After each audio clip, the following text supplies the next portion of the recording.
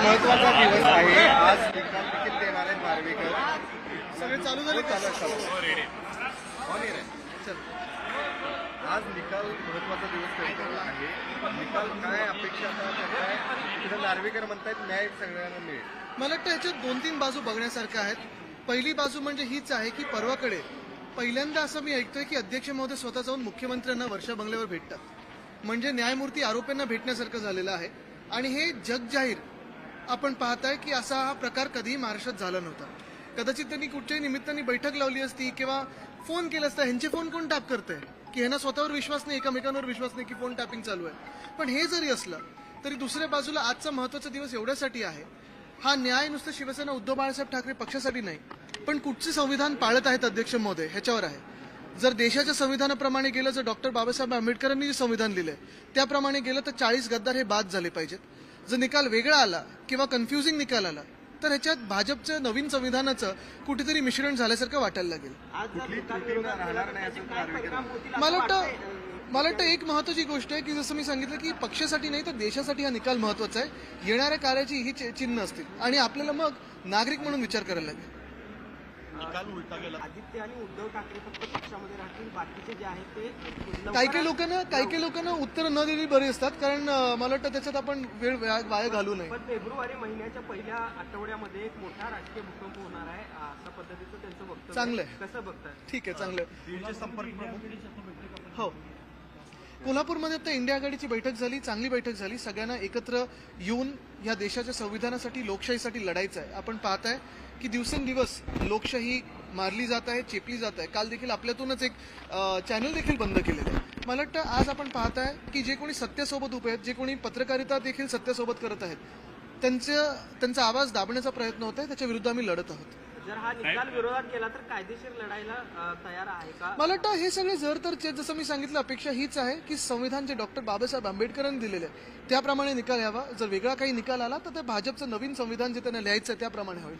अध्यक्ष सीएमना भेटायला गेला तुम्ही आता सर्वोच्च न्यायालयात गेला, तुम्ही याचिका दाखल केली, नेमकी ती याचिका हीच आहे. महत्वाची गोष्ट हीच असते की न्यायमूर्ती जेव्हा न्यायनिवाडा करतात, आता आपण पाहताय ह्या पूर्ण घटनेत न्यायमूर्ती कोण आहेत तर अध्यक्ष महोदय आहेत. ट्रायब्युनलचं ते काम करतात आणि त्यांनी आरोपींना जाऊन भेटणं, ज्यांच्यावर डिस्क्वालिफिकेशनचा आता केस चालू आहे, हे किती योग्य आहे?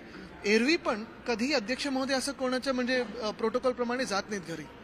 हे करत असताना दिवसा ढवळे एवढं जाणं, प्रेसमध्ये आल्यानंतर देखील कुठेही न बोलणं, मला वाटतं असं कधी आम्ही राजकारण एवढं घाणेरडं पाहिलं नव्हतं. त्यांनी प्रतिक्रिया दिलेली आहे की त्याच्यामध्ये असं म्हटलेलं आहे की माझ्या मतदारसंघातल्या कामासंदर्भात मी गेलो होतो आणि अध्यक्षपद सोडून मी आमदार केला. कितीतरी वेळा असे त्यांनी प्रतिक्रिया देऊ शकतात, पण जे सत्य आहे ते सत्य आहे.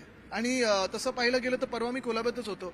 अनेक कामं मुंबईतली रखडलेली आहेत पण कुठचंही सुरू झालेलं नाही. त्यांच्या स्वतःच्या मतदारसंघातले रस्ते हे आता कोर्टात गेलेले आहेत तिकडचे जे कॉन्ट्रॅक्टर आहेत. पण मुख्य गोष्ट हीच आहे की एवढं सगळं चालू असताना कितीही काही मोठी गोष्ट असली तरी एक प्रोटोकॉल पाळणं गरजेचं असतं. आणि ते मान आणि ते जे काही जबाबदारी असते ती स्वतःची नसते तर पदाची असते, तेवढं तरी राखणं गरजेचं होतं. निकाल यायला काही तास शिल्लक आहेत, मात्र राजकीय हालचालींना वेग आलेला आहे. काल रात्री मुख्यमंत्री आणि दोन्ही उपमुख्यमंत्र्यांमध्ये बैठक झाली. आज दीपक केसरकर देखील महत्वाच्या नेत्यांच्या भेटीगाठी घेत आहेत.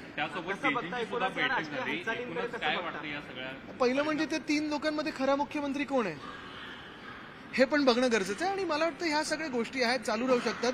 ते त्यांच्यात व्यस्त असतील. आपण पाहताय काल तर आम्ही तुमच्या सोबतच लोकांमध्ये आहोत.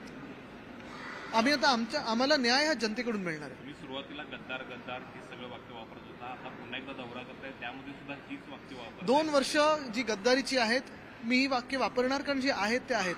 घटनाबाह्य सरकार देखील आहे.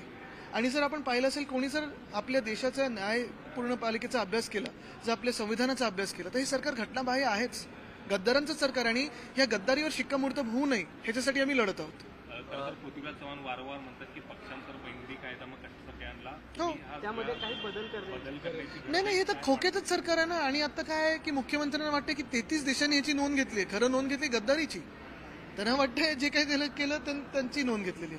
सुनावणीला काही तास शिल्लक असताना बीडचे संपर्क प्रमुख अनिल जगतापांनी मात्र पक्षाला राजीनामा कधीच दिलं ते, आता नाही.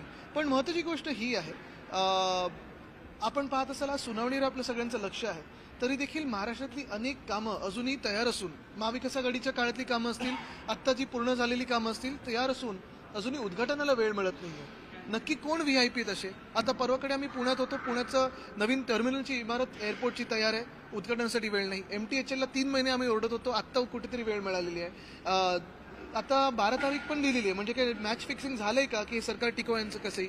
पण ह्या सगळ्या गोष्टींवर देखील आपण लक्ष दिलं पाहिजे की महाराष्ट्र म्हणून आपल्यावर अन्याय का होत आहे. आत्ता आपण पाहिलं असेल अयोध्येमधलं जे एअरपोर्ट आहे, महर्षी वाल्मिकी इंटरनॅशनल एअरपोर्ट असं नाव दिलेलं आहे. देशाच्या कॅबिनेटनी त्याला मान्यता दिली, आनंद आहे, आम्ही देखील स्वागत करतो. गोव्यामध्ये जे भाजपचे कार्यकर्ते होते आणि तत्कालीन मुख्यमंत्री होते मनोहर पर्रिकर साहेब, त्यांच्या नावाने मनोहर इंटरनॅशनल एअरपोर्ट असं नाव दिलेलं आहे. मग महाविकास आघाडीच्या काळात आम्ही नवी मुंबईतलं एअरपोर्ट दिबा पाटील एअरपोर्ट असं नाव दिलेलं, ते अजून मान्य झालेलं नाहीये.